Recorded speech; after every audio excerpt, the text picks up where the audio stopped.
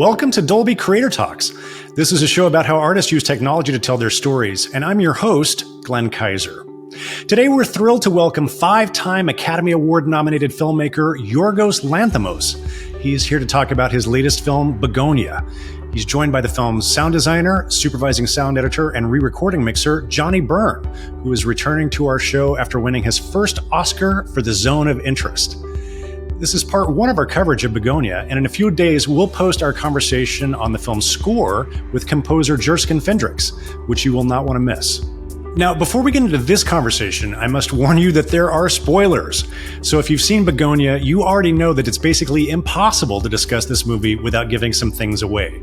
So if you haven't seen it yet, hit pause, head to a theater, preferably one with Dolby Atmos sound, and treat yourself to one of the most delightfully bonkers movies of the year.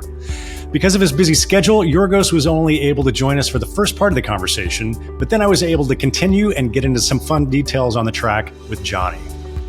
Now, if you've seen it, you may already know that Bugonia is a new take on the 2003 Korean cult classic, Save the Green Planet, which was adapted by screenwriter Will Tracy.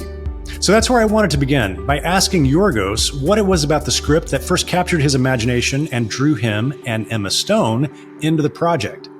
Here's director Yorgos Lanthimos.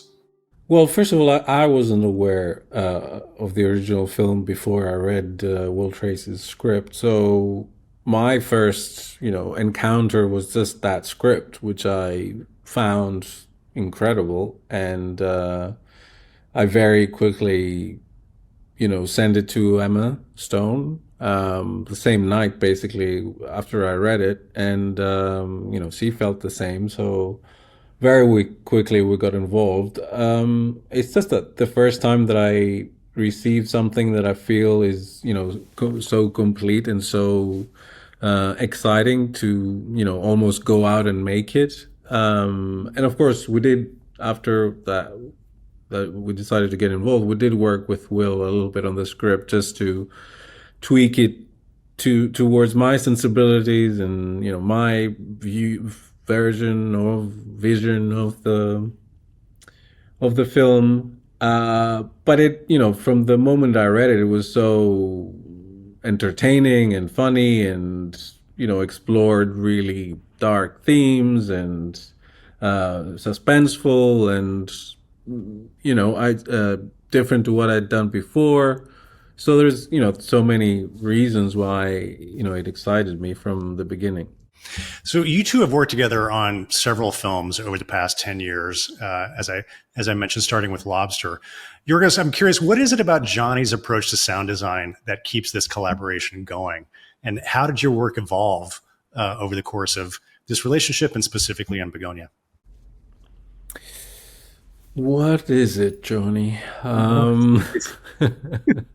It's hard to pin down.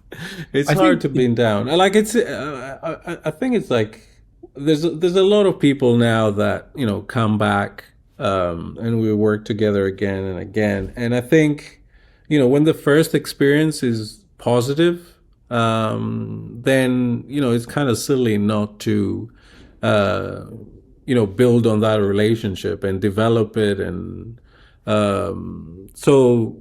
You get to know each other better. There's a shorthand. You can then, let people go on with their work and, check in when they need you to or when you have to, instead of being over the shoulder all the time. And that, I think gives them confidence to try things. And I think that was, from the beginning, I think I don't necessarily claim to know what, the sound should be like, or any aspect of the film, really. A lot of it is just experimentation and exploration, and I think Johnny's down with that, like just try things out and let's look at them or hear them in this case, and see what feels right, and then build that and explore that further. So I think every film is kind of a discovery and process, and we both like that, I think. I mean, he can speak for himself, but So in this time, again, it wasn't so different. I mean, the film is different, and the work and the sound and everything is different, but not the way that we approached it. It was again like, here's the film. We've done so many, I don't know, like do your thing, and then I'll come in and look at it, and then see what we got.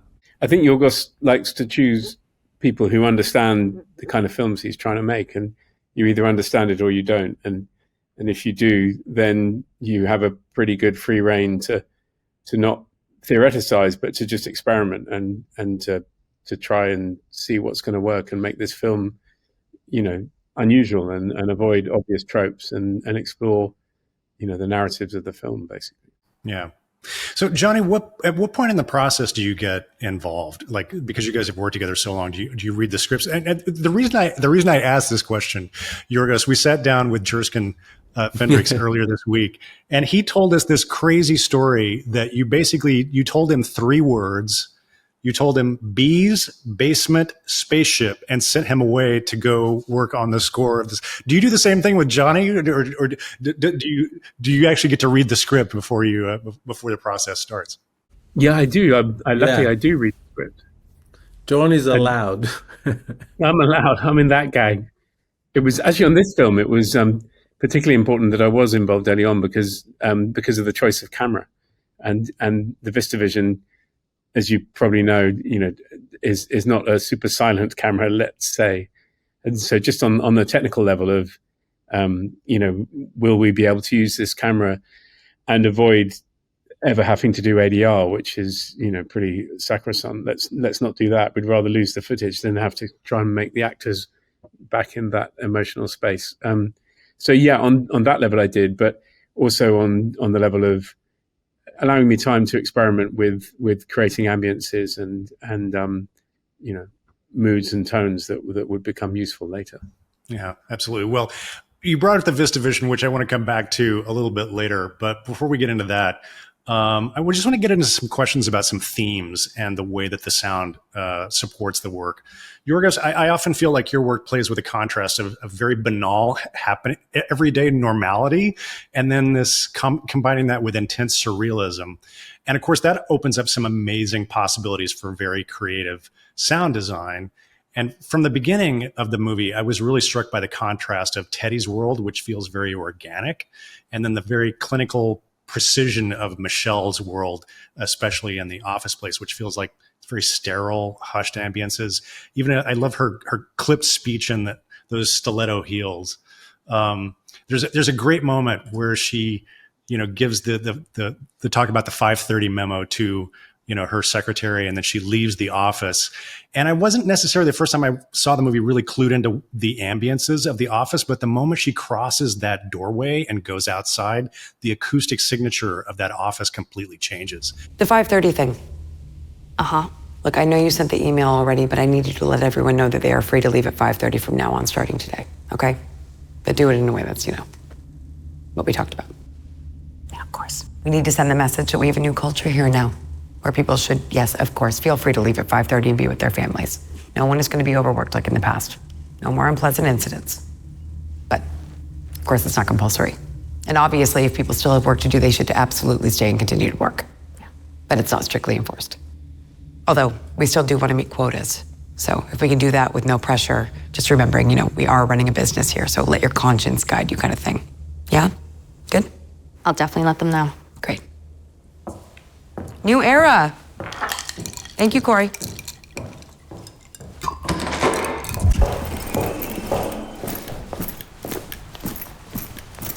Thanks, Tony. Feel free to leave early. Unless you're busy. Or you have things to do, but feel free if you can. Up to you. Yes, ma'am.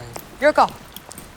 Michelle's space is a very controlled space, and the first work that I presented to Yorgos on that environment was busier, and it was the process of experimentation with Yorgos that we redacted it and found that actually the less you put in, the more it brings out her character, and you're right, when you go outside, there is less control of hers, and the whole world comes flooding in, and similarly, I think Teddy's space and the environments of the basement and all around the house are more an expression, I would say, of Teddy's headspace, or even to the point of how he thinks the world sounds through his kind of paranoia.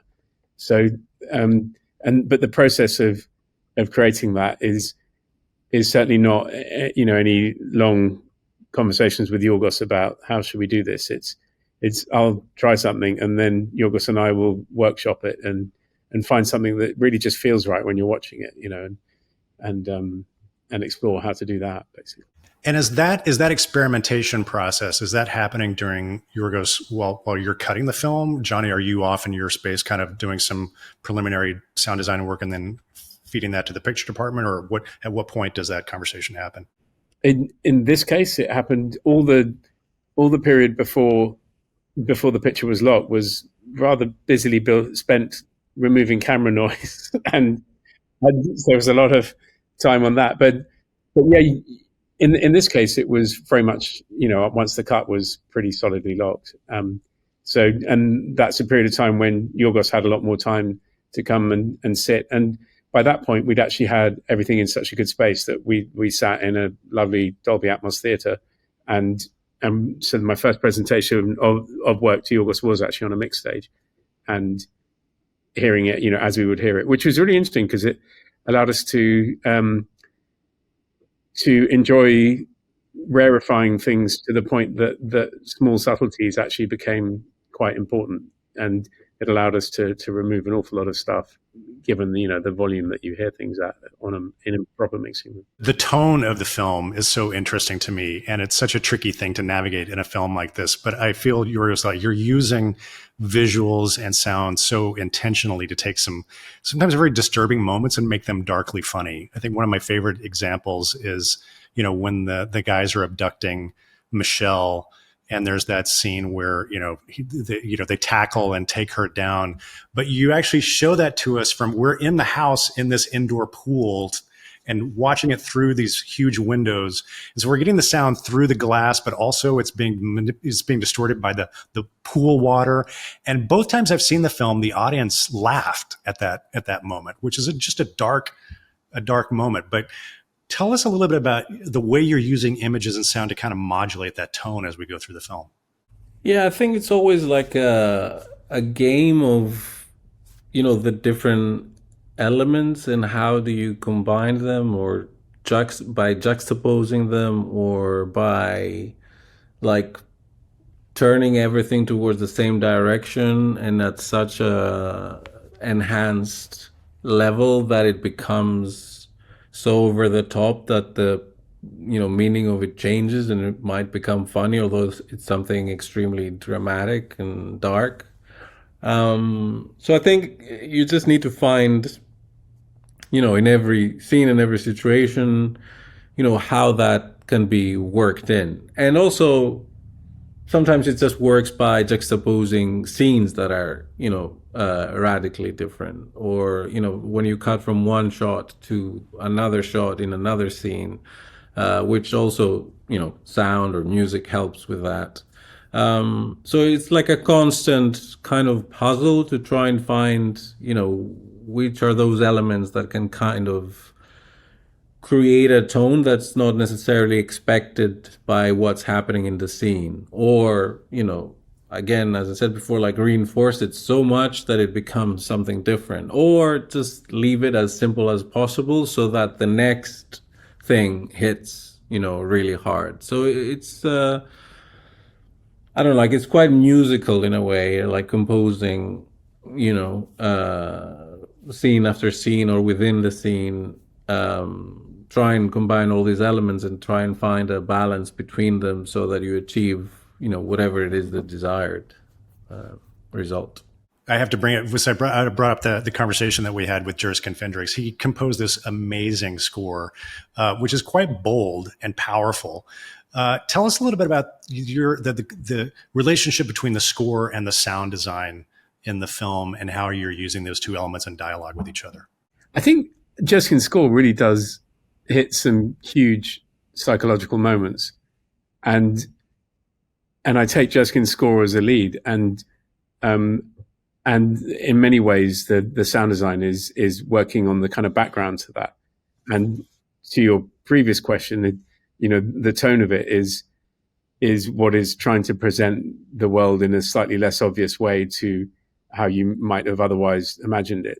For example, the attack that we see through the swimming pool glass, it's paradoxical that, to have it so quiet and subdued, it actually, yet it still gives a very big reaction to the audience, but it's not the reaction you would have if you were viscerally in it. It's more outside of it and watching it and seeing the absurdity of it. So, and I think the whole way through, I'm looking at what Justin has done and trying to resonate that throughout the previous and the following scenes as the sort of either the foreshadow or the resonance of what has happened. But so trying to do kind of a similar thing to score, but doing the sort of 5% version of it and leaving the big clanging stuff to Mr. Fendrix. He's very good at it. Yorgos, our team on this podcast is a little obsessed with fictional languages that are created specifically for use in film and TV shows. Tell us about the approach of creating the language for the Andromedans. Yeah, I can tell you the first bit, which was, I left it up to Johnny to come up with that. And I guess my idea was, I asked Emily to record the dialogue as it was written in English. And then, my idea was, I told Johnny just, take that, kind of mess up, the order of the syllables, try and make new words from it. And, something interesting, might come out. Of course, again, it's not that simple. So, he started with that instruction, but then, of course, he did a much more complicated job that he can explain.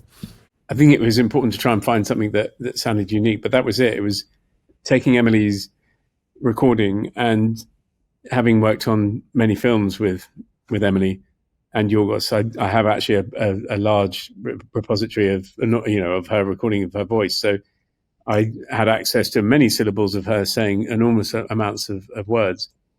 And over a period of a couple of weeks, I chopped something together that was a sort of a guide to what I hoped was really complex and tongue twistery, hard things to say and learn, but would come across as interesting, because clearly it is the whole language is quite a mouthful. But if Emily could get to the point of saying it and it sounding very natural for her, for those words to fall out of her mouth in that way, then that would be the presentation of Alien, because it would, it sounds weird, but it's off the tongue sort of thing. So that, and then after the actual performance was recorded, augmenting little bits and just moving syllables around a little bit and maybe adding extra consonants and just making it just sound so that it was familiar, but slightly stranger than you're used to. Johnny, you mentioned presenting stuff to Yorgos in a Dolby Atmos theater, and this is a really amazing, specific, and very subtle Dolby Atmos mix. Yorgos, for you as a storyteller, I'm just curious, what possibilities does having Dolby Atmos open up for you to kind of take the audience on that journey? Yes, Yorgos, what does it? I like it when it's done, in a subtle way and you don't really recognize how, it is used. So it's not for an effect, but more for empowering whatever, is already happening. So it's mainly that, to not take me out of it while I'm, watching the film, but that it becomes powerful enough, but not something that takes me out of the film. So it's a really delicate balance for me and what I can, perceive and accept during that stage. Yeah, I agree 100%. My sense of the film is that you're using it very subtly. It's not something that pulls me out of the film at all. But at moments when, something very heightened is happening, like the electroshock scene. Yeah, exactly. Then you're using it to great effect. That's a very good example. Yeah. Yeah, and it really obviously stands out because unique. But I think I think we definitely like the film to stay on the screen on the front wall, and if there are events happening behind us in sound, then that becomes a distraction. But there are sort of certain rules outside of that work, like music very much does fill the room. And I think having music around you is not distracting from the film that you're kind of watching. And I think in the basement, the subtle use of hums and tones above us and around us that are constant and don't make you think, what was that new sound, and turn around, that provides a very claustrophobic effect. And then again, as you said, the big moments where we can actually leap out because we're in subjective headspace of Teddy's madness or whatever, and so it makes sense to do that. But yeah, so it's a very subtle Atmos mix, but incredibly effective. So Johnny, this issue of the VistaVision has come up several times in the conversation. So was this something like, so did they come to you like during pre-production and said like, we're going to shoot the movie primarily with the VistaVision camera? These things are old, notoriously noisy. I'm sure that this must have created a lot of issues for you. So how did you deal with that challenge? So yeah, it was an issue. And actually it was the day before the Oscars in 24, in March, was it? And Yorgos and Robbie Ryan invited me down to Panavision in Burbank to come down and have a listen to the camera with Emily and Jesse doing a reading, and I'd record it and see what I could do and see if we could get rid of the noise. And I was like, wow, yeah, that is a noisy camera. And I got my laptop out and did the kind of work that I could do in noise removal. And I was like, yeah, if so long as the volume of their voice doesn't drop too intimate, or if the camera isn't, it was the close-ups that were really quite problematic because the sound kind of almost comes straight out the barrel, straight into their microphone and at their mouth. And but yeah, I suppose I would say I approved the camera because I was like, yep. And I knew it was quite a responsibility because Yorgos just doesn't want to do any ADR, it kind of will ruin a scene for him. So we agreed that this was not an insurmountable problem. And then 4 months later, I'm on the film set and standing in the house, and in Panavision in Burbank, the walls were, 40 feet away. And on the film set, the kitchen cupboards were right there. And as you know, sound, you get an extra 2 or 3 dB off every surface. And so suddenly what was a mellow camera became a noisy camera, and I was really horrified. And and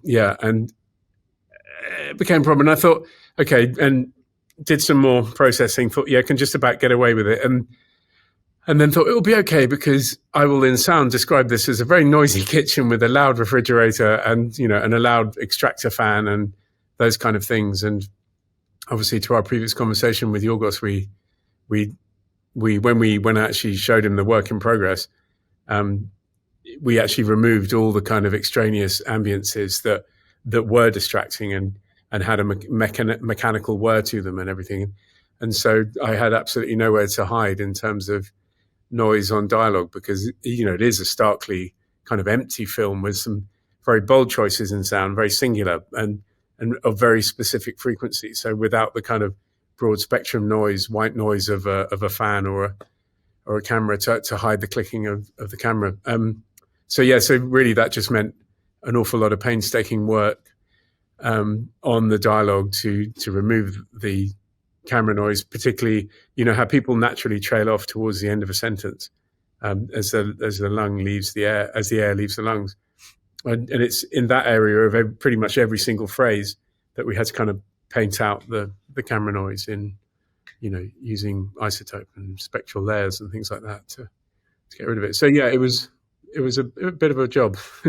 So, but were you using just basically kind of the off-the-shelf tools that we all know that, to clean that stuff up, or did you have to dive into any new kind of like AI-driven technology to help clean this stuff up? I mean, we did. We used AI on the high frequency part of the signal because we found that was very good at cleaning up that and it was intelligent enough to know to keep the Fs and the S's that that are very soft in volume and have a very poor signal to noise ratio.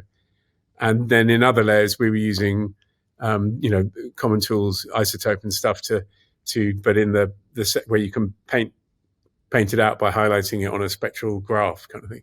So it was definitely all the most modern versions of that and AI, and it took 3 or 4 different pieces of software to actually achieve the end result. Yeah. And was that happening at the dialogue editorial phase, or was it were you in the dialogue pre-dub, or when did most of that stuff happen?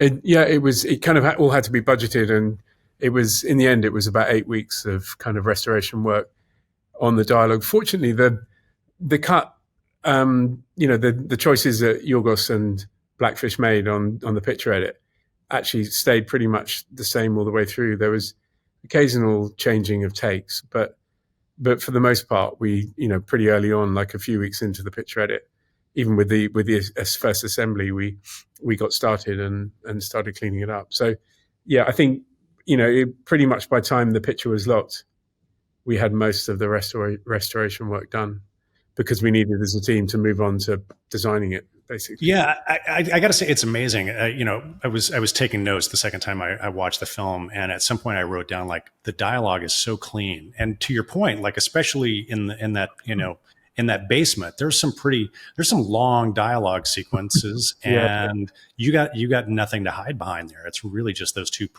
those performances that are, and I thought the dialogue sounded fantastic. So kudos to you and your dialogue editor and whoever else touched those tracks. Yeah, thank you so much. That's great to hear, because we were certainly worried about it. That's for sure. Yeah. Well, since we talked about, we were talking about the basement and Teddy's world, Teddy's space. One of the things that I was just so struck by is the contrast between that and Michelle's space that we were talking about earlier. So tell me about your approach to, like, Teddy's world and kind of what that house sounds like in the film. For me, Teddy's world is the world as Teddy sees it, or the world as he hears it. I think clearly, it's his sort of belief versus reality. And so in many places, and the more Teddy's paranoia grows throughout the film, the more distorted the world becomes, and passing cars are actually more like spaceships, and his and he, so we believe that he hears things in the terms of his paranoid delusions, basically. And so yeah, it was great fun to take the film and start it really quite natural, but actually progress into a state where things were becoming more unusually sci-fi bent, I would say. And particularly, his basement is his sort of wild and crazy claustrophobic expression of his paranoia, and consequently, that world is built out of shifting tones that are all made up of what we imagine would be, the refrigerator that was upstairs and humming gently on the floor, and the light fittings, and his amazing contraption of electrocution and the space. But these tones all gently shift and conspire to, and they also have, tonal discordance to them, and everything about them is trying to very subtly paint the madness, basically.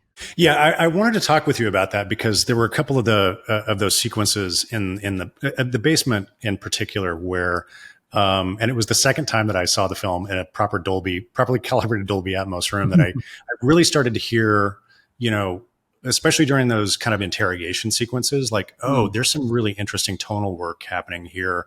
Some sort of like low frequency, kind of tone and buzzing that was coming in there. So tell me about that, and sort of like, what are those elements that I'm hearing, and how did you kind of, it was very subtle. You would bring them in, and then they would be there for these moments of tension, and then they would go away. It's really interesting work. Can we have a dialogue, please? Don't call it a dialogue.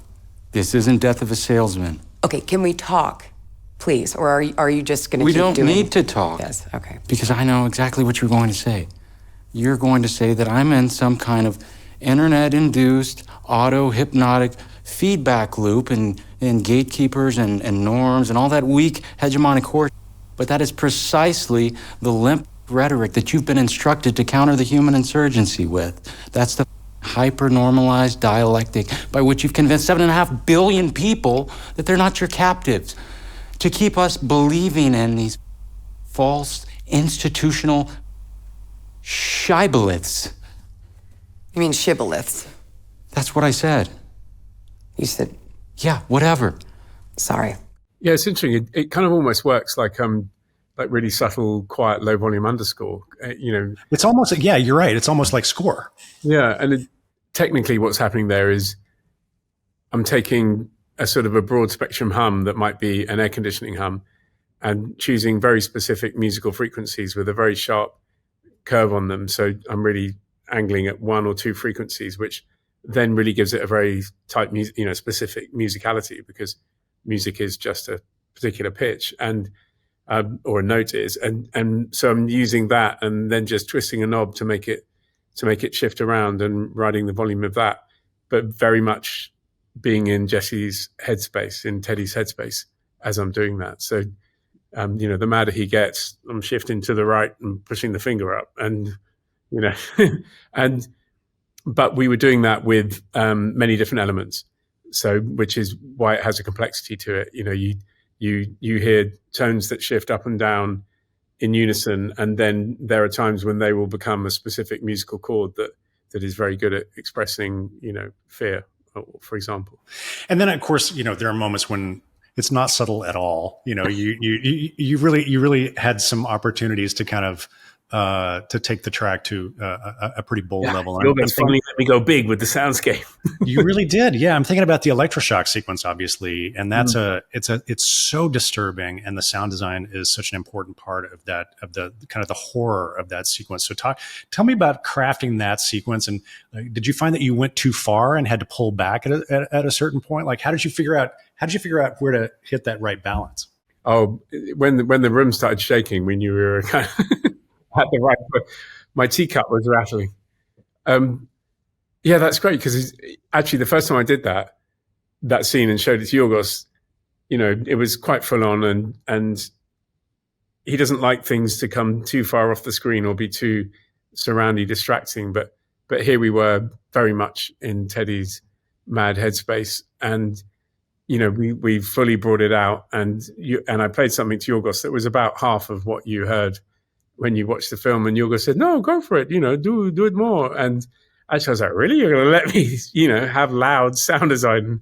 That's not the normal subtleties." And I think that's why it's so amusing and enjoyable, is because the film does, let the whole thing go, untether the catches, and just have loud sound and extreme sub bass, and it really works because you're in his headspace, and it really works because of the incredible performance of Emma and her, very difficult to hear reactions to that sound.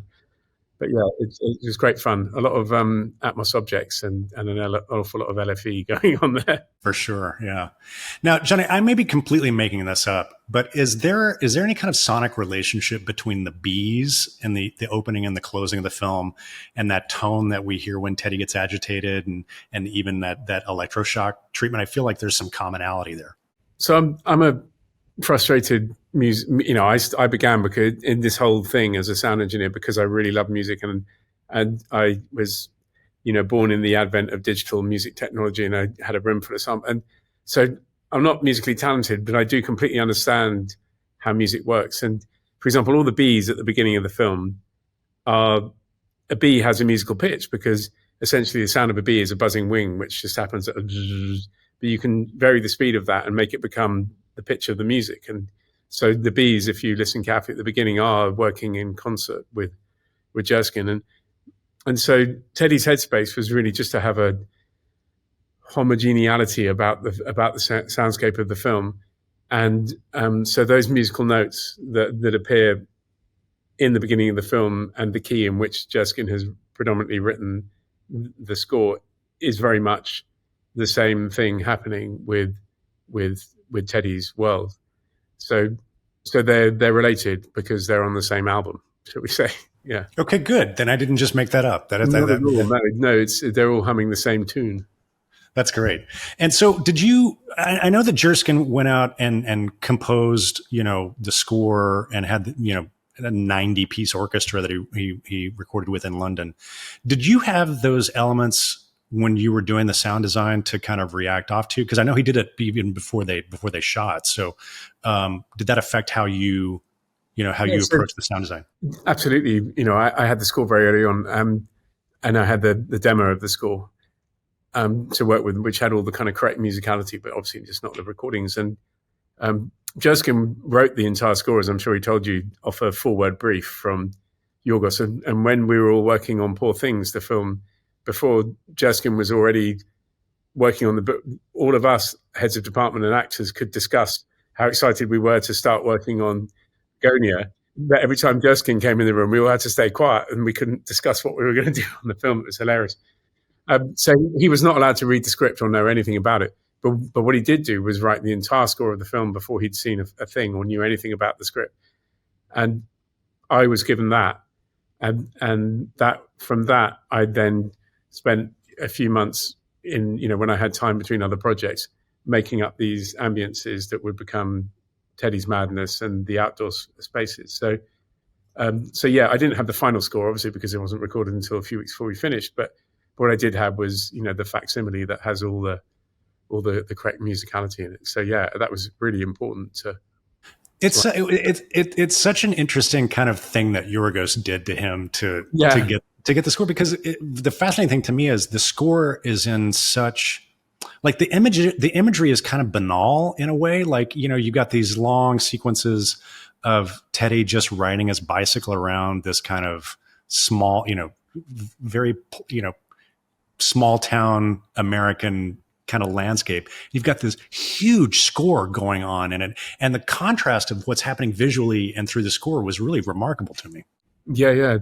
No, it's extraordinary, isn't it? It's I think the harder Jerskin goes over a seemingly banal image, the more that you extrapolate something really unusual from it. And I think that's a real essence to the whole Lanthimos filmmaking thing. Don't make the obvious choice. And so yeah, where Jerskin's music goes really big, you're forced to think about it in a more psychological way than a visceral way. Obviously, it's visceral at times too, like the incredible dinner sequence, for example. But yeah, it's a wonderfully psychological score. Yeah, I love that dinner sequence, the spaghetti and meatball sequence. Tell me a little bit about. That's another moment of kind of very heightened emotional, moment between the characters. Tell us about that sequence from a sound design perspective. So yeah, Jerskin actually wrote the score ends up, the sequence ends up with this deep bassy throb that is the crescendo of the scene and the crescendo of their antagonism and headspace. And so wait a second, so that's Jerskin? Because I wasn't sure, like, am I here? Is that a tonal element from Johnny, or is that a score element from Jerskin? It begins as me and ends up being Jerskin. So because all the electrical hums and everything and everything in that in their embryonic space is made to be commensurate with Jerskin's score. So that scene begins with seemingly natural ambiences, although you are already slightly being led because they have a tonality to them. And as the conversation progresses and the meatballs become more difficult, actually what happens, although I don't think you're aware of it, is that the natural sound completely drops out, and it drops out over about 30 seconds. And that forces you to be very focused and I think as an experience, it becomes slightly disarming because your senses are being removed. But yes, by the time the scene culminates, that's Jerskin's throb that takes us into Jesse running over the table in a full attack mode. Yeah. So there are some very jarring, surreal flashbacks, which are presented in black and white. And we're not really sure if I felt like I wasn't really sure. Are these real? Are these Teddy's kind of imaginations. And they're such stark contrast visually to what's happening in the rest of the picture.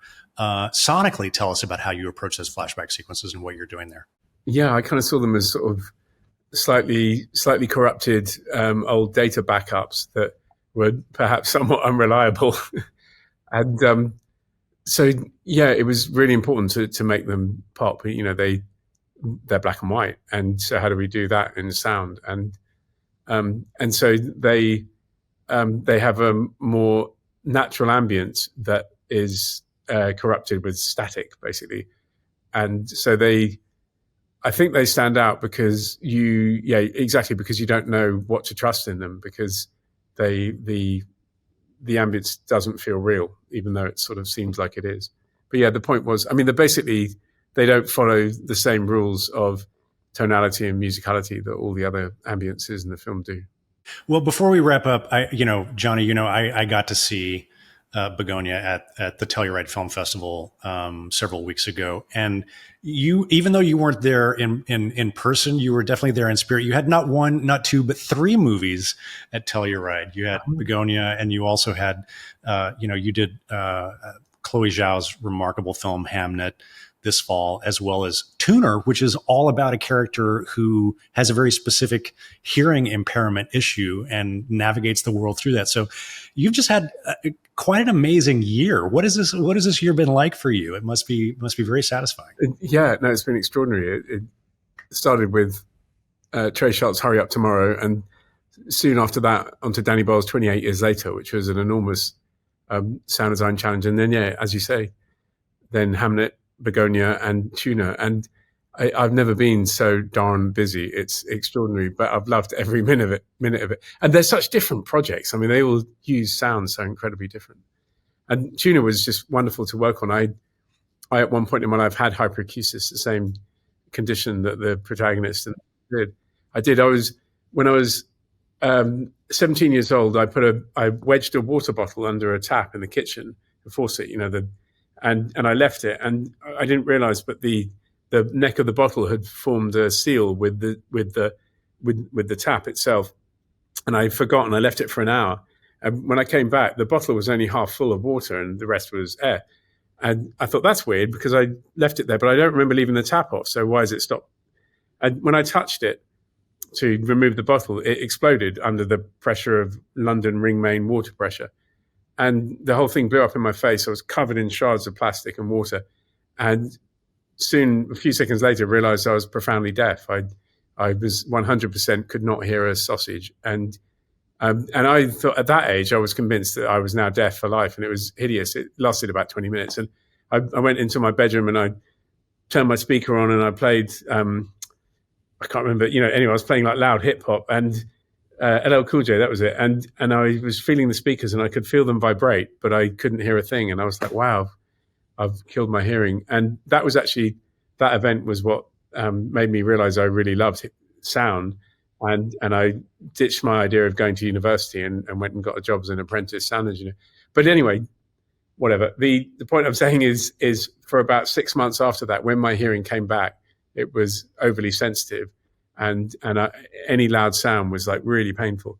And so, yeah, when I was offered that script by Daniel Rohr, I was like, whoa, yes, please. I know what this is. Thank you.